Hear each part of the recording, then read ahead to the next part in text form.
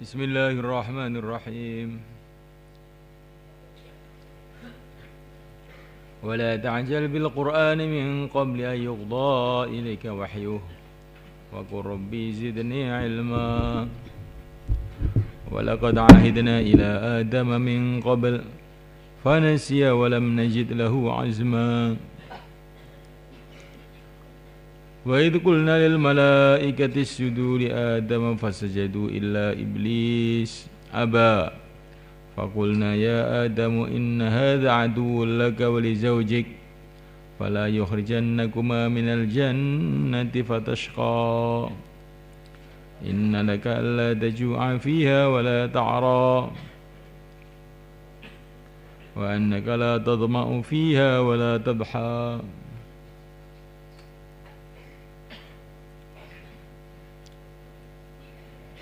Walaqad ahidna, sungguh aku telah pesan, menjanji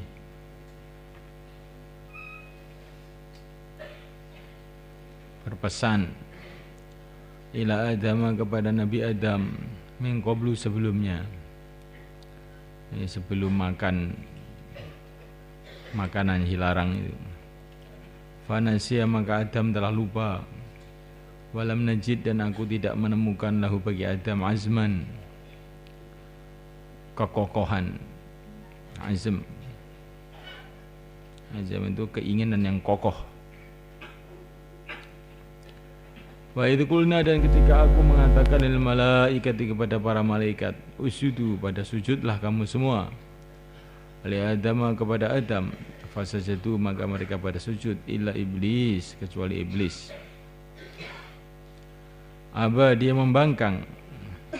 Fakulna, maka aku mengatakan, ya Adam, wahai Adam, inna hada, sesungguhnya iblis ini, aduun, adalah musuh laka bagi engkau, wali zaujika, dan bagi istri engkau. Wala yuhrijannakuma, maka jangan sampai dia sekali-kali mengeluarkan kamu berdua minal jannati, dari surga, fatashqa, maka kamu akan jadi susah payah. Innalaka, sesungguhnya bagi engkau, ala tajua, kamu tidak akan lapar, fiha, dalam surga, wala ta'ra, dan tidak akan telanjang, selalu berpakaian. Wa annaka, dan bahwasanya engkau, la tadmau, tidak akan haus, fiha, dalam surga, wala tadha, dan tidak akan kepanasan. Wa waswasa, maka telah membisikkan ilahi, kepada Adam, asyaitun, syaitan. Qala, syaitan mengatakan, ya Adam, wahai Adam, hal adulluka, apakah aku akan menunjukkan kepada engkau, maukah kamu saya kasih petunjuk, ala syajaratil khuldi, atas pohon kekekalan, pohon yang akan mendatangkan kekekalan, wa mulkin, dan kerajaan, la yabla, yang tidak akan sirna. Fakala, maka keduanya makan, minha, daripada pohon itu. Fabatat, maka tampak lahuma, bagi keduanya, sawatuhuma, aurat keduanya. Wa tafiqa, dan mulailah keduanya, yakhsifani, menutupi dirinya, menutupi, alaihima, atas dirinya, min waraqil jannah, dari daun-daun surga. Wa asa Adamu, dan telah durhaka Adam Rabbahu, kepada Tuhannya, wa ghawa, dan dia telah berbuat ghawa, wawiyun, berbuat kesesatan, berbuat perkara yang keliru. Tsumma istabahu, kemudian telah memilihnya, Rabbuhu, Tuhannya, fataba, maka Tuhannya telah menerima taubat, alaihi, atas Adam, wahada, dan Tuhannya telah memberikan petunjuk pada Adam.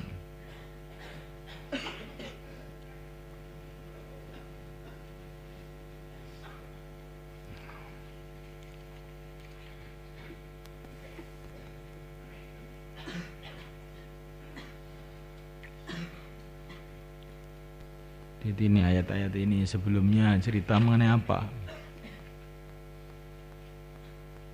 Mengenai negeri akhirat. Dia asalnya cerita mengenai dakwahnya Nabi Musa. Bagaimana masalah-masalah yang dihadapi Nabi Musa dalam dakwah di mana kaumnya telah menyalahi janjinya ketika ditinggal oleh Nabi Musa ke Tur Sina, maka kaumnya telah berbelok menyembah berhala. Setelah itu cerita mengenai keadaan negeri akhirat. Kemudian setelah itu cerita mengenai Quran dan Arabia. Kemudian setelah itu kita disuruh mohon ilmu langsung kepada Allah. Wa qur rabbi zidni ilma.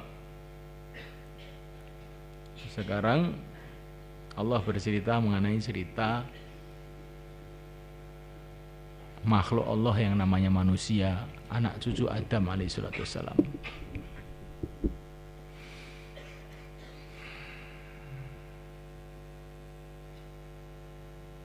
Untuk apa cerita ini? Supaya kita ini tahu posisi kita ini. Jadi kita melihat Bani Israel yang sudah didakwai oleh Nabi Musa sekian tahun, ditunggui oleh Nabi Musa, ditunggui oleh Nabi Harun, tapi senantiasa mereka itu lupa-lupa terus saja, tidak menepati janjinya. Maka kita ini sebagai dai kadang-kadang jadi macam kena putus asa. Seperti kalau saya ngaji melihat kamu ngantuk gitu, dekluk gitu. Rasanya itu sudah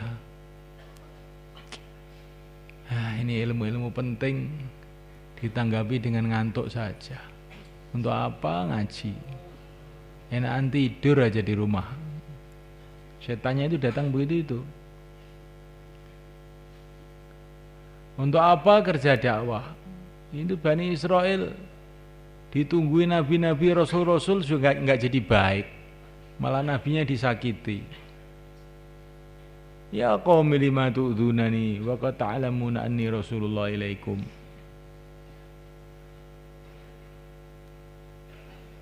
Ya enggak sebenarnya? Jadi pejuang ini kalau membaca cerita-cerita ini kadang-kadang terus jadi putus asa, sudah putus harapan.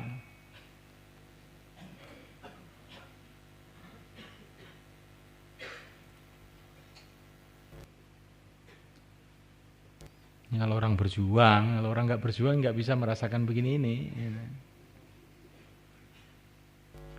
Orang berjuang, santri sudah diajari mulai kecil, alif, ba, ta, sampai ngaji Bukhari, Muslim, Minhaj, Abu Dawud. Diajari tafsir lagi, diajari ini, diajari itu, diajari ini, diajari itu, latih ini, latih itu. Akhir-akhirnya falam najid lahu azma, nakal. Apa enggak ini menyakitkan hati? Sangat menyakitkan hati. Maka Allah Subhanahu wa taala bercerita mengenai mbah kita Adam alaihissalam. Supaya kita ini memandang manusia itu ya manusia gitu. Si kakeknya manusia yaitu Adam alaihissalam itu dulu juga sudah sebelum datang ke dunia ini sudah kena masalah, yaitu ditipu oleh syaitan. Padahal Allah SWT sudah berfirman kepada mbah kita Adam alaihissalam, ini musuh kamu ini setan ini. Tapi yang aneh itu malah kakek kita itu mau menerima bisikan-bisikan daripada syaitan itu.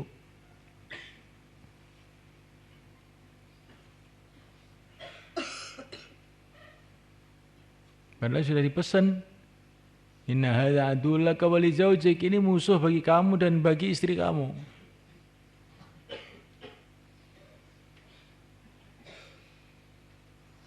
Ini setan ini musuh bagi kamu dan bagi istri kamu. Maka hati-hati ini. Setan ini musuh bagi kamu dan bagi istri kamu. Bagi kiai dan bagi santrinya. Bagi amir dan bagi makmurnya. Bagi nabi dan bagi umatnya. Maka setan ini akan merusak kita itu dari macam-macam arah. Hati-hati. Kalau nggak bisa diganggu lewat suaminya, ya akan lewat istrinya. Kalau tidak bisa diganggu lewat kiainya, ya akan lewat santrinya. Kalau tidak bisa diganggu lewat nabinya, akan diganggu lewat umatnya. Pokoknya terus.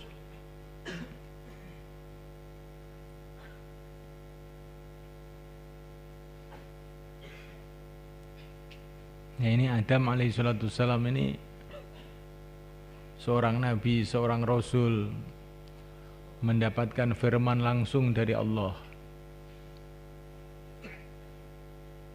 Kok bisa ditipu sama iblis itu bagaimana? Ini pelajaran penting ini.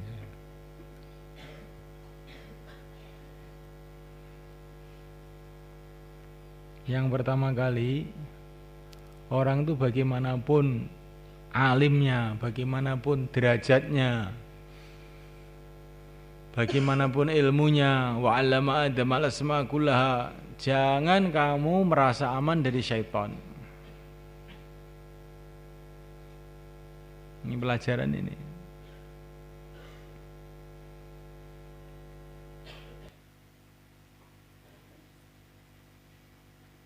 Dan pelajaran yang kedua, kamu harus belajar adab.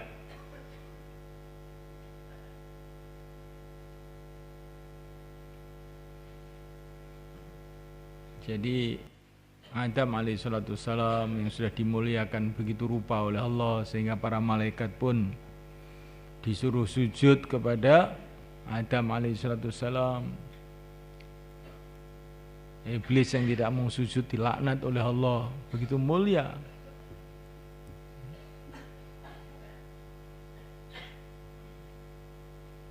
Dan Allah Subhanahu wa taala memuliakan ini, ya. Bukan Allah tidak tahu apa yang akan terjadi, Allah sudah tahu semua yang akan terjadi. Bahwa Adam ini akan ditipu oleh iblis, akan begini, Allah sudah tahu semuanya, tapi Allah memuliakan. Ini menunjukkan untuk pelajaran adab buat kita. Walaupun kita ini melihat Nabi Adam itu telah membuat suatu kesalahan, tapi jangan kemudian kita tidak beradab kepada Nabi Adam ini. Kesalahannya orang-orang yang mulia, kesalahannya orang-orang yang istimewa, itu jangan kamu samakan dengan kesalahan manusia biasa. Orang-orang mulia ini kesalahannya itu ada hikmahnya. Allah memberikan kesalahan-kesalahan itu bukan untuk menghinakan mereka, tapi justru kesalahan-kesalahan itu akhirnya jadi asbab kemuliaan mereka.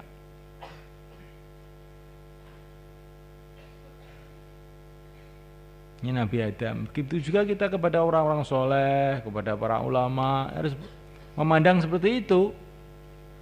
Kalau ada ulama-ulama berbuat satu kesalahan, orang-orang soleh berbuat satu kesalahan, itu kamu jangan terus kemudian tidak beradab.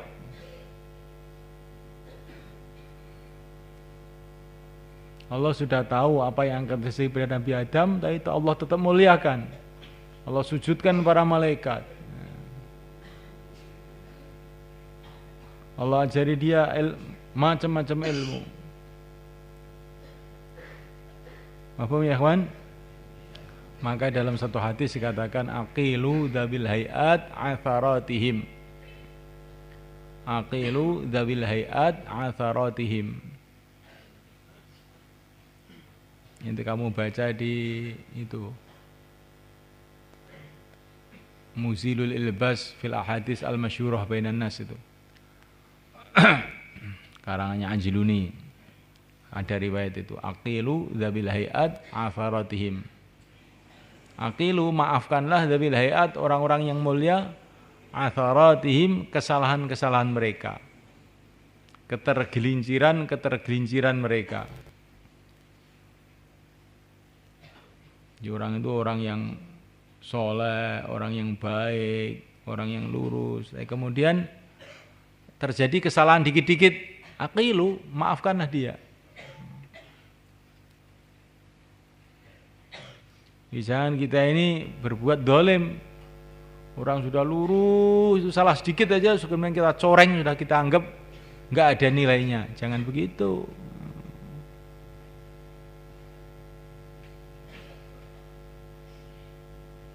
Ada orang itu salah itu memang sudah wataknya itu senang salah. Nah itu orang begitu memang harus dihukum. Ada orang salah itu tidak sengaja salah, hanya satu keteledoran saja. Seperti Nabi Adam salah itu tidak niat salah, fanasiya Adam. Beliau lupa, bukan sengaja salah. Tapi karena Nabi Adam ini orang yang sangat mulia, maka dikatakan wa fa'asa Adamu rabbahu faghawa. Tapi sebelum Allah mengatakan fanasiya Adamu fa'asa Adamu rabbahu faghawa, Allah sudah berfirman dulu fanasiya Adam falam najid lahu azma. Jadi Nabi Adam ini tidak ingin salah sebetulnya, tapi tergelincir. Tapi karena saking mulianya Nabi Adam, walaupun tergelincir sedikit pun sudah dapat teguran. Nah kita ini kepada manusia, kepada santri-santri, kepada umat Islam, itu kita harus hati-hati adab kita ini. Ada orang tergelincir, itu memang kullu bani Adam khata'un, biasa manusia tergelincir. Tapi kalau orang itu memang sudah wataknya jahat, nah ini harus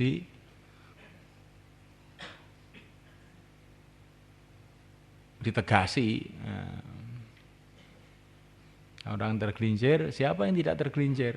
Hanya para nabi saja yang maksum. Loh ini Nabi Adam ini maksum kok bisa salah? Nah ini Nabi Adam ini kan belum turun ke dunia ini kejadian ini. Kejadian itu belum turun ke dunia, ini baru percobaan ini di sana, di surga. Diadakan satu tempat di surga itu untuk supaya Nabi Adam itu latihan mau ke dunia ini, nanti akan menghadapi musuh namanya iblis itu. Sebagian ulama mempertanyakan, itu surga yang dimasuki Nabi Adam itu surga yang akan dimasuki kita nanti setelah kiamat, apa itu surga khusus untuk ujian gitu? Mau surga kok ada ujiannya, ada larangannya, setan pun bisa masuk ke situ, itu surga apa itu? Jumhurul ulama mengatakan bahwa yang dimaksud surga itu juga surga yang akan dimasuki manusia nanti pada hari kiamat itu. Tetapi waktu itu memang dialih fungsikan, fungsinya dirubah oleh Allah, yaitu dijadikan tempat ujian bagi Nabi Adam untuk latihan sebelum turun ke dunia.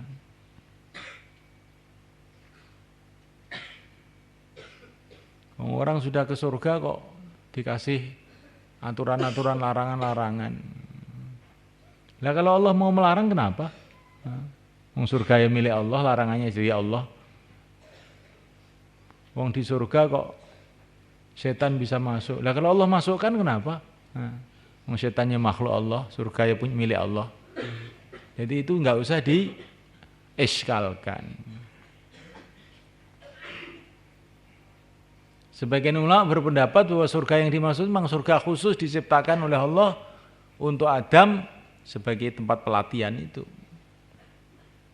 Wallahu ta'ala a'lam wa wallahu ta'ala alam bisawab. Ringkesnya semulaikan sebelum Nabi Adam itu turun ke dunia ini sudah dikasih tahu bahwa dia akan dikasih musuh, yaitu iblis laknatullah alaih. Dan apa kerjanya musuh itu tadi? Musuh itu kerjanya bukan mau membunuh Adam, mau mukuli Adam, bukan. Musuh ini modelnya lain, ini modelnya itu. Musuh ini, sistemnya musuh ini yaitu iblis laknatullah alaih, itu bagaimana anak Adam ini bermaksiat kepada Allah akhirnya dapat hukuman dari Allah.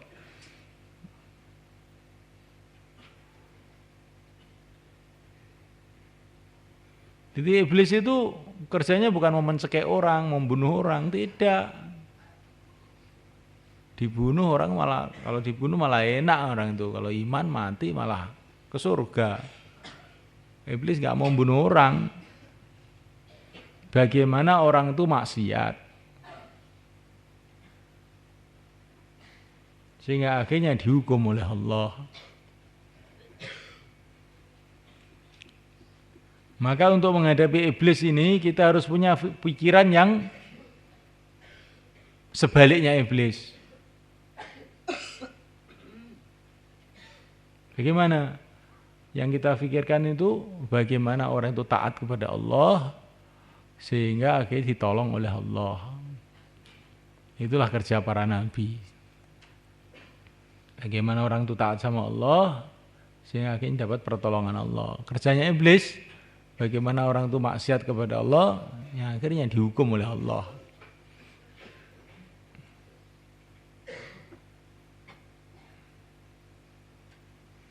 Maka iblis itu tahu bahwa manusia itu, memang fitrahnya manusia itu ingin mulia,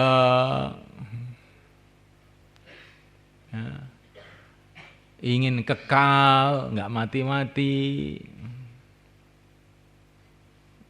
Pokoknya manusia itu secara umum ingin begitulah. Ingin dirinya jadi mulia, jadi kekal.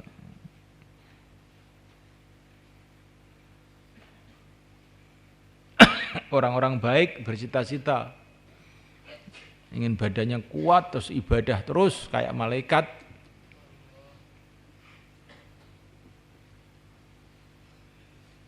Ini orang baik biasanya punya cita-cita seperti itu. Oh, kalau umpama saya sehat itu, saya mau ibadah terus kayak malaikat beribu-ribu tahun. Iblis tahu itu sifat orang-orang baik ini. Maka dia menipu manusia itu dari arah kebaikannya ini. Iblis datang kepada Adam, manahakuma rabbukuma angtilkuma syajarah illa ang takuna malakaini au takuna minal khalidin. Allah itu melarang kamu tidak boleh makan buah itu, karena kalau kamu makan nanti kamu jadi malaikat, Dam. Dan enggak mati-mati, kekal. Maka kamu makan aja, kalau kamu makan nanti jadi malaikat atau kamu kekal, enggak mati-mati. Ini kalau enggak mau makan, oh umur kamu enggak panjang, nggak bisa ibadah kayak malaikat.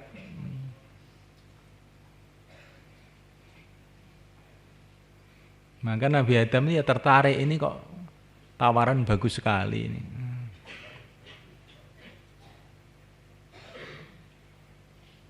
Jadi iblis itu menipu Nabi Adam bukan ini buat ini, kamu durhaka kepada Tuhan.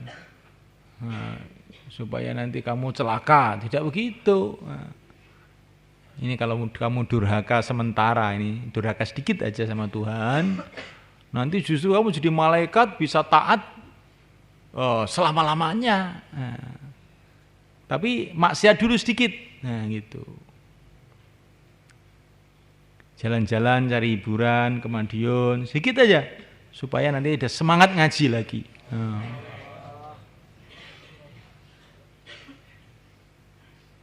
Cari duit dulu, cari duit yang banyak. Kalau sudah duitnya banyak, ya, punya rumah bagus, punya mobil Mercedes, terus kamu untuk agama saja, sholat sama dakwah aja. Iblis itu kalau mau nipu orang tuh begitu. Santri waktu ngaji dibisiki, kamu pulang, cari pesantren-pesantren yang agak longgar gitu. Ini pesantren ini apa-apa haram, apa-apa dilarang. Dan yang dekat-dekat dengan rumah kamu, nanti kamu bisa mudah jumpa ayah kamu, mudah jumpa ibu kamu, biaya pun nggak banyak, ya. Sehingga ngaji kamu lebih tenang, sehingga kamu jadi orang alim, paling alim seluruh dunia. Oh cocok. Nah, maka pamit makomi. Ya. Jadi setan itu kepada orang-orang soleh itu bagaimana caranya menipu? Maksiatlah sementara demi untuk taat selama-lamanya.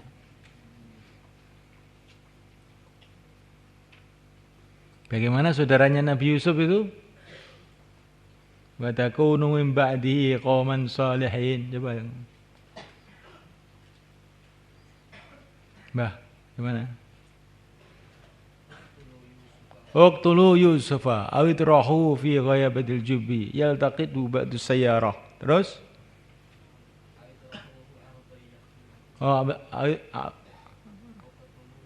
Uqtulu Yusufa aw itrahu arda yahlu lakum wajhu abikum wa takunu min ba'dihi qauman shalihin. Ini sama ini dengan bisikannya iblis zaman dulu itu. Katanya saudaranya Nabi Yusuf itu, kamu buang Nabi Yusuf. Kamu buang Yusuf itu di tempat yang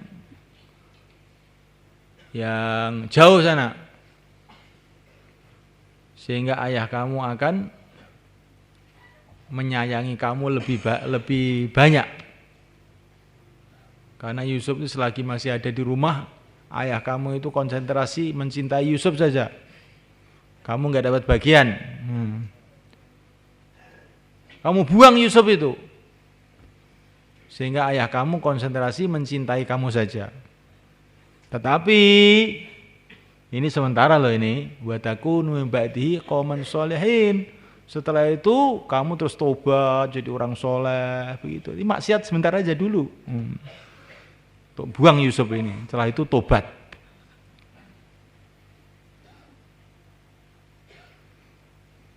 Ini sistem yang harus kamu pahami dari tipuan-tipuan iblis itu.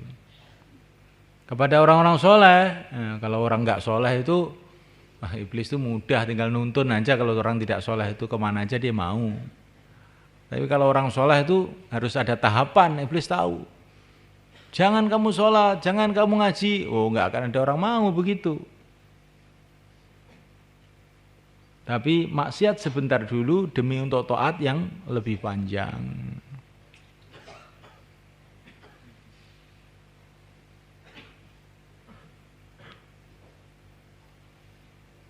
Nah, kita ini jangan menunda-nunda taat kita.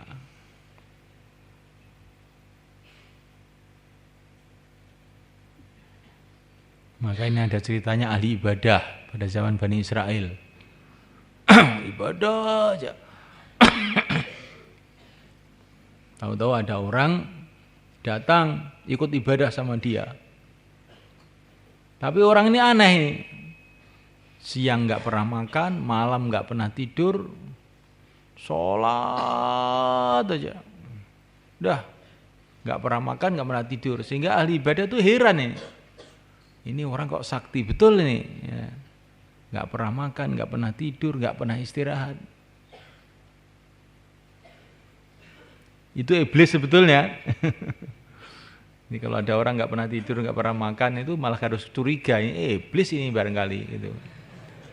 Tapi karena orang tadi itu suka yang sakti-sakti, yang aneh-aneh, ya, maka ini ahli ibadah itu mendekat kepada iblis. Kamu tuh siapa? Kok ibadah nggak pernah istirahat, nggak pernah makan, nggak pernah minum? Kamu kok bisa hebat seperti itu tuh bagaimana ceritanya? Katanya iblis, oh begini, kalau kamu itu kan sejak kecil ibadah, jadi ibadahnya nggak begitu kuat, masih ingin sana ingin sini. Kalau saya ini maksiat apapun sudah saya kerjakan semua, sehingga sudah puas dengan dunia itu. Sekarang saya ibadah sudah nggak ada istirahat lagi, udah dunia begitu saja sudah saya rasakan semua. Oh begitu ya. Jadi bagaimana itu supaya saya seperti kamu? Kamu maksiat dulu yang puas. Kalau sudah maksiat puas nanti ibadah itu bisa istiqomah betul. Oh gitu ya? Iya. Masya Allah. Akhirnya dia turun daripada tempat ibadahnya maksiat, tengah-tengah maksiat mati. Hancurlah dia. Ini kamu perhatikan ini. Orang itu iblis itu kalau menipu tuh caranya itu lembut sekali.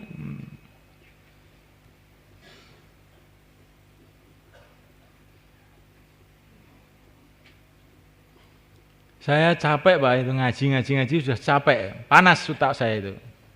Saya ingin izin 2 bulan saja di rumah untuk ngeredem otak saya ini, nanti biar kuat lagi ngajinya itu. Betul, pulang betul, tahu-tahu hilang. Wassalamualaikum warahmatullahi wabarakatuh.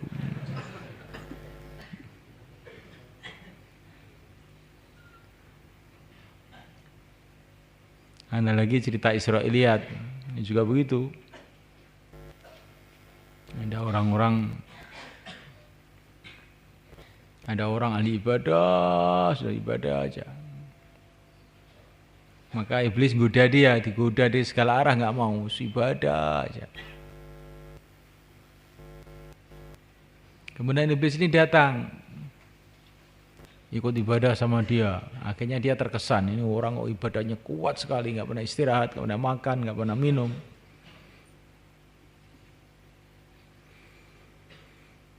Dan iblis ini mendatangkan orang-orang ke tempat itu, orang sakit langsung sembuh. Makanya teman-temannya iblis, setiap orang sakit datang tiup langsung sembuh.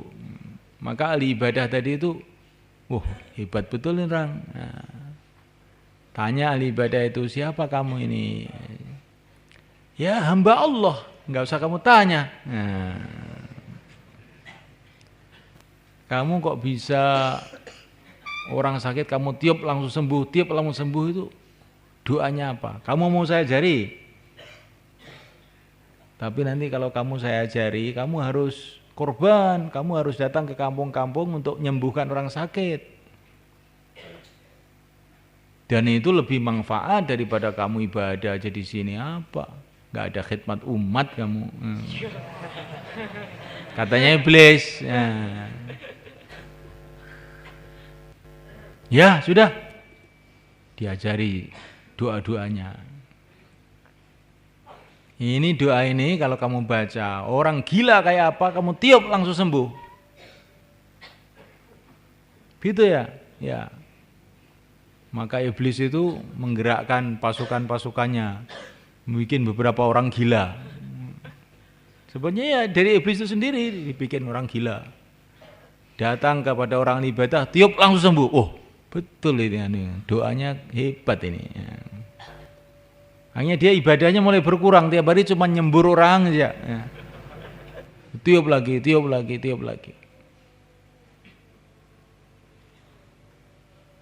Akhirnya sampai iblis itu, wah ini sudah kena ini dia. Maka sekarang yang dibikin gila itu perempuan-perempuan. Sampai anaknya raja dibikin gila sama iblis. Akhirnya iblis datang ke raja itu berupa manusia. Saya punya orang sakti. Ini kalau anak kamu gila begitu, datang sama dia tiup sekali sudah sembuh. Biasanya begitu. Maka oleh raja, anaknya dibawa ke situ. Ditiup sama ini ahli ibadah ini, tapi enggak sembuh. Loh, kok enggak sembuh ya? Sudah ini mungkin bukan tidak jodoh sama saya, tidak cocok, kamu bawa pulang aja. Tapi rajanya, oh tidak, ini sudah saya obatkan kemana-mana nggak sembuh ini, pokoknya harus kamu nyembuhkan. Jangan kamu bawa pulang aja, ini sudah saya tiup sekali juga sembuh, sudah bawa pulang aja. Rajanya nekat. Ndak, ini dia biar tidur di tempat kamu aja, nah, anak saya ini. Barangkali nanti kalau sudah sehari, 2 hari, 3 hari di tempat kamu bisa sembuh. Oh. Nggak ada tempat, ini tempat ibadah aja, masa wanita di sini? Oh, saya bikinkan rumah dekat situ. Nanti kalau kamu tiupi terus tiap hari. Lah, akhirnya tertiup. Akhirnya berbuat maksiat dengan itu, akhirnya diketahui sama raja, akhirnya dipancung sama raja dalam keadaan hina, dalam keadaan kufur. Ceritanya panjang lah. Ini cerita ini pelajaran buat kita ini, mulai kan supaya kita ini hati-hati dengan iblis. Iblis itu lembut. Mau mencelakakan orang itu caranya itu cara macam-macam. Bagaimana supaya kita selamat? Ya minta selamat sama Allah. Ila ibadaka minhumul mukhlasin. Orang yang bisa selamat itu hanya orang-orang yang betul-betul ikhlas, murni hidupnya untuk Allah. Selagi orang itu masih punya cita-cita selain ridho Allah, itu nanti mudah ditipu oleh iblis itu. Kalau cita-citanya itu ingin ini, ingin itu, ingin jadi orang terkenal, ingin punya kesaktian, ingin punya kehebatan, ingin punya keramat-keramat, ingin punya ini, nanti itu potensi untuk ditipu oleh iblis. Tapi kalau orang itu pikirannya satu saja, saya hidup hanya cari ridho Allah, nggak ada yang lain. Nah itu susah untuk ditipu. Subhanallah.